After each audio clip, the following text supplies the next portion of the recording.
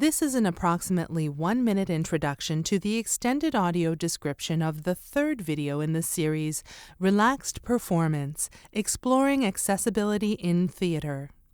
This video was originally 3 minutes long and poses the question, what are the broader effects of relaxed performance on society? It is comprised of 10 short interviews conducted via one-on-one full-color video calls where only the interviewee is visible in, quote, full-screen mode. When interviewees appear, a caption with their title will be read out. This will be followed by their physical description, which they have contributed to with additional details that are not always visually represented in the video. Generally speaking, the interviewees' ages are between 30 and 50. Their race will be described as one of 4 categories: Black, Indigenous, Person of Color, or White, with more detail included when available. Subtitles appear on screen for French language speech and American Sign Language. These will be read out. Yellow text appears on a black background. Relaxed performance, exploring accessibility in theater. Below this are 18 small boxes playing videos. The majority of these are black and white video calls showing the interviewees from head to shoulders. Other boxes show a scrolling document, a person in front of a theater curtain, a scene with 10 people seated around a table with a woman in white dancing and walking around them, and a person in an animal costume hugging a person holding a stuffed animal. Underneath these boxes, white text appears. What are the broader effects of relaxed performance on society? First, we'll meet Syrus Marcus-Ware, artist, activist, scholar. Syrus is black and has medium brown skin. He wears horn-rimmed glasses and his hair is styled in very long, blonde, thick locks. He wears a black shirt and has a long necklace of uniformly large round wooden beads. Syrus sits on a teal sofa against a white wall. I think that what relaxed performance offers is it offers a window into new ways of working and being together that could be applied broadly throughout society. Next, we'll meet Edon Descollines, multidisciplinary artist Joe, Jack, et John. Edon is black and has short hair and is clean-shaven. He wears a dark blue long-sleeve shirt.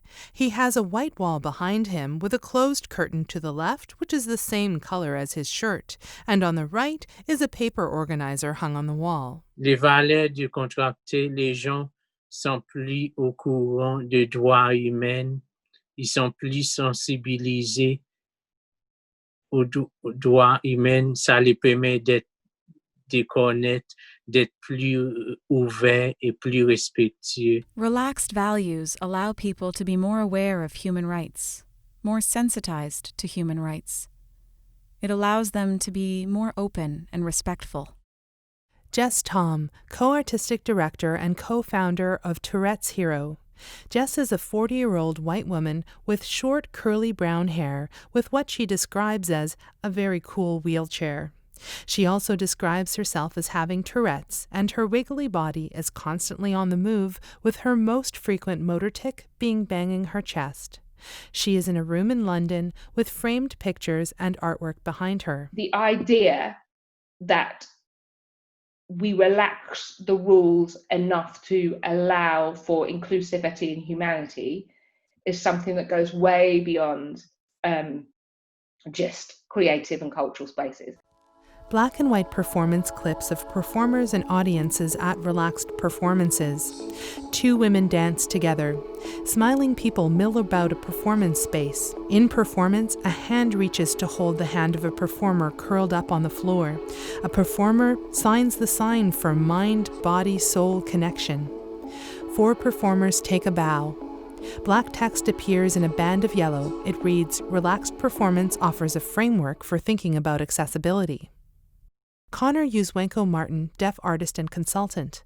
Connor is a white man. He is balding and has dark brown hair and a black beard and mustache. He has on a gray t-shirt and wears a watch with a yellow strap. He sits in a room with a TV, computer, and big window. Audio subtitles will be heard as he signs in ASL. It's not just for people with disabilities. It's more than that. It's for people who haven't experienced theater or art. Maybe they haven't had that access. They think, oh, maybe that's not for me. Salima Punjani, multisensory artist. Salima is a person of color and an Indian woman. She describes herself as having brown skin and curly blue-black hair, which is just past the shoulder length. She wears red lipstick. She wears a black jumpsuit with a yellow beaded necklace and sits in a green room with hanging bookshelves, plants, and art. It's about supporting people and feeling like they belong. They belong in the space that they deserve to exist in creative space. And I think that that's incredibly valuable and powerful and meaningful. Ricky Entz, Accessibility Associate. Ricky is a white person with dark purple glasses. They describe their brown shoulder-length hair as shaven on one side and quite frizzy. They wear a dark purple tank top and sit in a brown reclining chair. There is art on the wall behind them. No matter what I'm feeling about my job or the world, every time I go to a relaxed performance, all I see is just these amazing people who are just appreciated for being themselves. Cheryl Martin, theater artist. Cheryl is a black and disabled cisgender lesbian. She has medium brown skin and a round face. Around her eyes are gold highlights, and she wears golden pinkish lipstick, which she says she loves and gives her courage. Her hair is styled in locks. Wrapped around most of her head is a scarf, which is light to aqua blue with some pink and red. She has some hair showing with bits of bling. She wears a royal blue dress and sits in front of a painting. I think that every time that you make sure everyone's included, that it just makes society that much more elastic and adaptable and understanding. Natasha Bacchus, entertainer, art accessibility consultant, theater actress, ASL music and dance, ASL storytelling. Natasha says she is also called Courage. She is a deaf black woman with short black hair with touches of gray. She wears a black and white top. She sits on a leather couch in a room with a shelf high on the wall. She signs in ASL. I think that outside of the arts community for Indigenous, Black, people of color, I think that my community doesn't actually know about relaxed performances. And I think my goal would maybe be to explain that to them. Syrus Marcus-Ware, artist, activist, scholar. So theater, I know it's like a lot of people, don't totally understand the direct application of the arts to broader society. But in addition to both motivating and inspiring entire communities through artistic production, it also can be a prototype. It can be a prototype that we could apply more broadly in society. Credits appear in white text over black and white footage of a theater audience in their seats.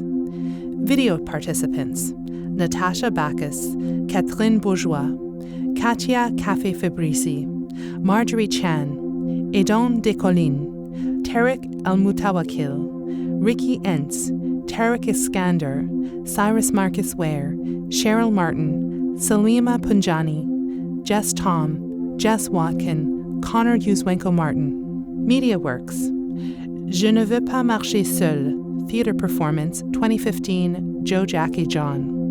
Cripping the Arts documentary 2020, video by Kavya Yoganathan. Bodies in Translation, Revision, the Center for Art and Social Justice.